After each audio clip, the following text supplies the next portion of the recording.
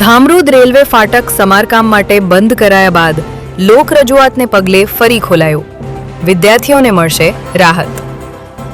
સુરત જિલ્લાના બારડોલી તાલુકાના ધામરોદ ગામે આવેલું રેલવે ફાટક LC27 સમારકામ માટે 25 ફેબ્રુઆરીથી 28 ફેબ્રુઆરી સુધી બંધ રાખવાનું જાહેરનામું બહાર પાડવામાં આવ્યું હતું.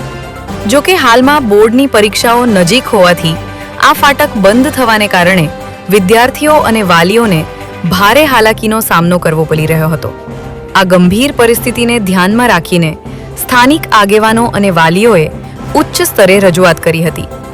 સુરત જિલ્લા ભાજપ પ્રમુખ ભરતભાઈ રાઠોડ, બારડોલી લોકસભાના સાંસદ પ્રભુભાઈ વસાવા, બારડોલીના ધારાસભ્ય ઈશ્વરભાઈ પરમાર અને તાલુકા ભાજપ પ્રમુખ ડોક્ટર આનંદ પટેલના માધ્યમથી રેલવે વિભાગના ઉચ્ચ અધિકારીઓ સાથે વાતચીત કરવામાં આવી હતી. વ્યારા ખાતે ADE મનોજ સમક્ષ રજૂઆત કરવામાં આવી હતી કે પરીક્ષાના સમયે ફાટક બંધ રહેવાથી વિદ્યાર્થીઓ સમયસર પરીક્ષા કેન્દ્ર પર પહોંચી શકશે નહીં. આ રજૂઆતને સકારાત્મક પ્રતિસાદ આપતા રેલવે તંત્ર દ્વારા તાત્કાલિક નિર્ણય લેવામાં આવ્યો છે. વિડીયોમાં જણાવ્યા અનુસાર ફાટકને 1 જ કલાકમાં ફરીથી વાહન વ્યવહાર માટે ખુલ્લું મૂકી દેવાની ખાતરી આપવામાં આવી છે.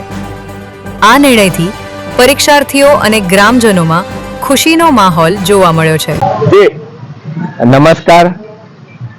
આજ રોજ ધામરોદ મુકામે ધામરોદ ફાટક LC27 જે ફાટકના મરામત માટે તારીખ 25 ફેબ્રુઆરીથી 28 ફેબ્રુઆરી સુધી બંધ રહેવાનું જાહેરનામું પડ્યું હતું, પરંતુ બોર્ડની પરીક્ષાના કારણે સૌ વાલીઓની તથા પરીક્ષાર્થી વિદ્યાર્થીઓની રજૂઆત મારા તરફ પડતા શ્રી સુરત જિલ્લા યશસ્વી પ્રમુખ શ્રી ભરતભાઈ રાઠોડ સાહેબ તથા 23 બારડોલી લોકસભાના આપણા લોકપ્રિય સાંસદ સભ્ય શ્રી પ્રભુભાઈ વસાવા સાહેબ, બારડોલીના લોકપ્રિય ધારાસભ્ય શ્રી ઈશ્વરભાઈ પરમાર સાહેબના રજૂઆતથી આપણે વ્યારા ખાતે ADE સાહેબ મનોજજીને રજૂઆત કરી તાત્કાલિક ધોરણે ફાટકને ખુલ્લું કરવા માટે, જે અત્યારે હાલના તબક્કે 1 કલાકની અંદર ફાટક ચાલુ થઈ જશે અને બોર્ડના પરીક્ષાના વિદ્યાર્થીઓને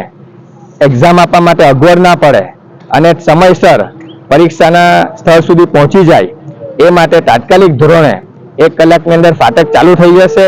તો આ તબક્કે સૌ તંત્રનો હું આભાર વ્યક્ત કરું છું.